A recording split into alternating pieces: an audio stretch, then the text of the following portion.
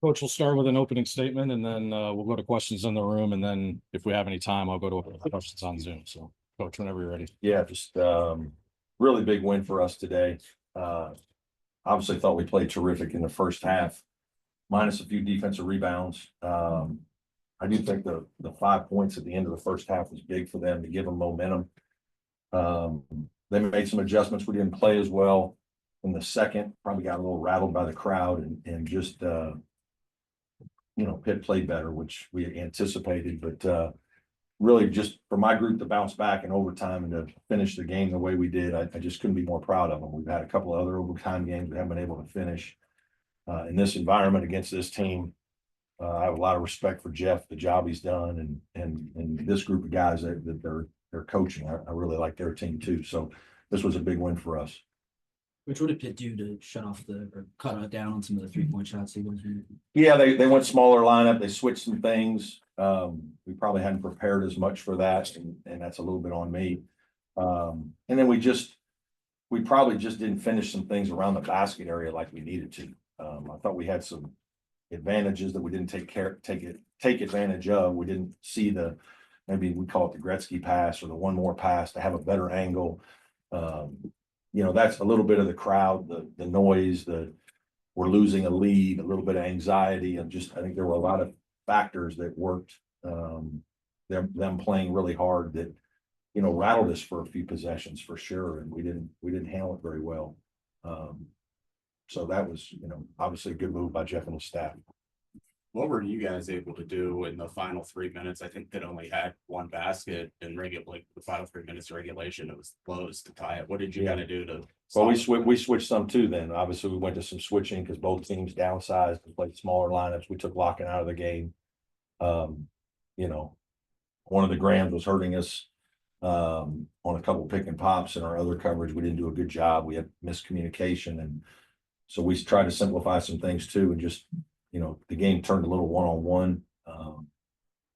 We were able to get a couple stops, not enough. Obviously, huge shot and on the drive by Lowe at the end to tie it was a big time play. How important was Chase's play tonight, especially that 3-pointer at the end? Yeah, obviously that's a big game shot, right? It's just a guy stepping up, making a play, put the ball in his hands and read the game, read the defense. He didn't make one at the end of regulation. We tried to. I like the fact he tried to get downhill and got to the elbow, and they got a hand in there. It was a very physical game in the paint. It was hard to score. It was, neither team shot a bunch of free throws, which is probably good. A lot of contact, a lot of physicality. It's what you want, though. You want players deciding those things, and so he had to on the second one. He stepped back, made a big time shot for 3. Any more questions in the room?